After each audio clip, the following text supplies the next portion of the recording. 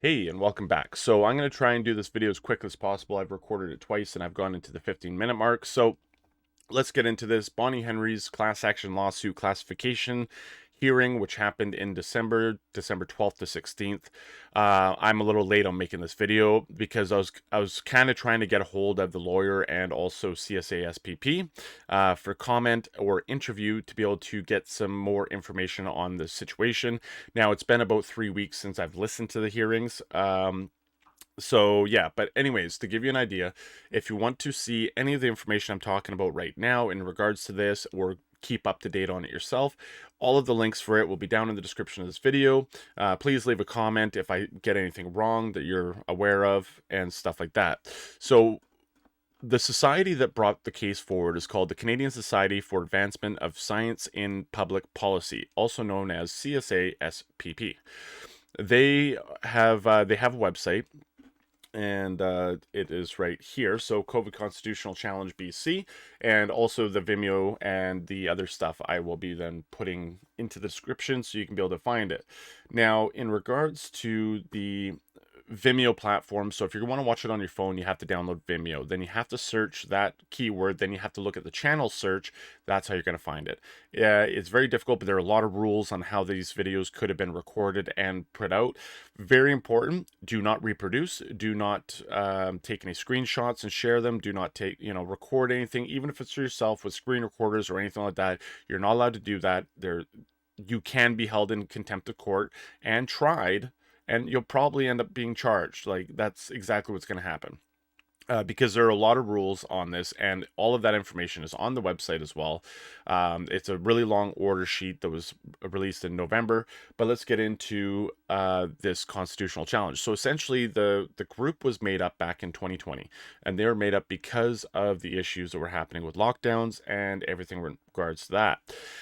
And so when they put through the application for the class action lawsuit, the Bonnie Henry's counsel tried arguing in the application hearing that they should not be allowed standing because this society didn't exist prior to COVID, and therefore it's not a real society and stuff like that, right? Now, that is true. It did not, you know, it didn't exist before COVID. But also, mandates and lockdowns and restrictions did not exist before COVID. They all came in because of COVID. So the government did something because of the virus, and this group went and did something because of what the government did because of the virus and things that they felt was unconstitutional.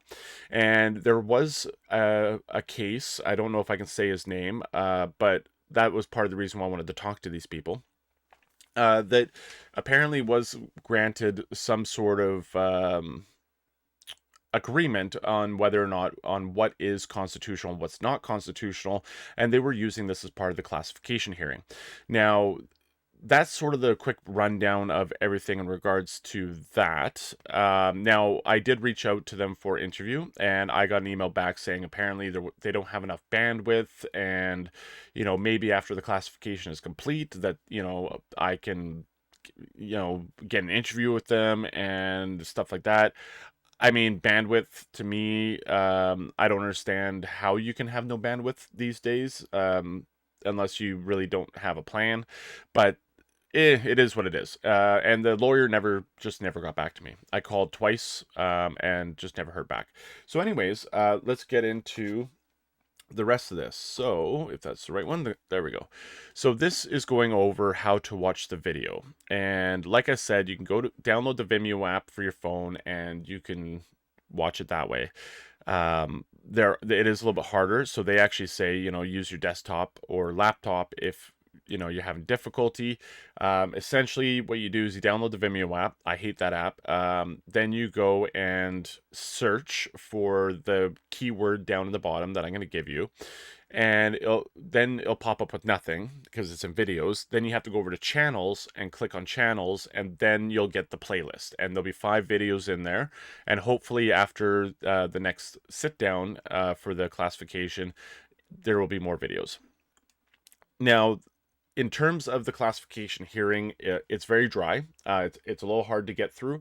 I love listening to those kinds of things, but it was so repetitive because they had to keep talking about things and stuff like that. The judge going into it did not review anything to do with the case, which, in my opinion, is how a judge should be doing it. And I have personal experience with that. So they should be going in with a clear slate, clear mind, and they have to be convinced from one side or the other of who is right and who is wrong. And I believe he did that correctly.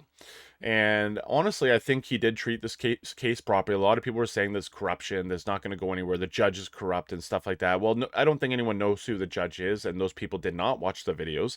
I'm telling you right now, from how I was seeing things, I believe that the judge was doing his job properly. Now, with that, there was, like I said, there was a lot of repetition, and a few things that came up in specific was the judge was saying that when he makes his decision on this case, it does not say if his decision is for it to not be a class action lawsuit. He says that doesn't mean that there isn't any justification for a different type of suit that this case can be brought forward, right? It just means that the class action is not the appropriate one, and that's what this whole week was about, was just trying to prove that it is a class action lawsuit. And his example, just so that people aren't thinking there's some sort of conspiracy here, is if you're going to go off-roading, you know, down some dirty pothole roads and stuff like that, you want to take something that has the capability of doing that. For example, like, you know, a Jeep or a 4x4 truck or something like that. You wouldn't want to take a Ferrari or a Lamborghini. So that's very important because that's true, right? So that's what he's trying to say in regards to this class action. You know, there's a different tool for the job. There's a different vehicle that could be used. This may not be the one, but let's get through this. And in terms of the class action lawsuit, if it gets certified, will cover 4.2 million British Columbians, with people having the option to opt out, not opt in. So essentially what that does is, if you do not want to be a part of this class action for various different reasons, one of them may be you want to bring a case against Bonnie Henry, you should not be a part of the class action. And other ones being, well, you know, you agree with everything, so you don't want to be a part of the class action, and yada yada, then you have to opt out of it, which there would be a situation you'll be given the opportunity. Unfortunately, this isn't really being covered by mainstream media. That's why I'm covering it.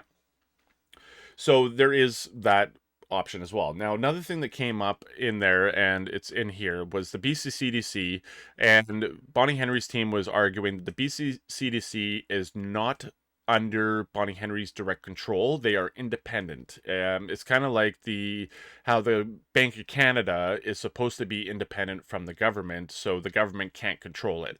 It's like the RCMP is supposed to be independent so that it is not controlled by the government, so then, you know, they don't make political arrests. So that's the BCCDC, right? So the BCCDC is not under any government control. They are their own entity, but because they have stated things like is the scientific and operational arm of the PHO, that is part of the reason why they're trying to, you know, bring up things that the BCCDC does as part of Bonnie Henry's responsibilities, and the reason why things happened the way they did, and the reason why the classification is necessary. Bonnie Henry's team was trying to say that, no, if you want to do that, you have to bring them in as their own defendant, which then causes a lot of issues. You can read all this here in regards to everything. Like, there's a lot of stuff, and essentially, yeah. So that's the next sort of stage is that, along with continuing the classification. They have a couple more months now to figure that out, because it'll be April 24th, 2023 is when they resume. And so I'll be paying attention to that for sure. I'll make a video earlier than the next time. I'll reach out to CSASPP nearing the end of that week to be able to try and get an interview and go from there. But anyways, this video is getting really long. So here's all the information that you would need to hear. There's no answer right now of what's going on, but that is pretty much the important parts of that week. Like I said, it was hard to listen to, one, because of Vimeo, I hate that app, and two, because it was just so repetitive, and it just made it difficult for me to stay focused on it while I was doing things. Because I listen to things while I'm working, right? So I listen to the news and all these other things with my earbuds, and that's because I can still hear things around me. My earbuds have functions that allow me to do that. So yeah, this was just a pain in the butt to be doing Vimeo, but hey, we have the access to the videos, and you can get access yourself either through the website or through the Vimeo app. Anyways, you have yourself a one to miss day, and we'll talk to you later.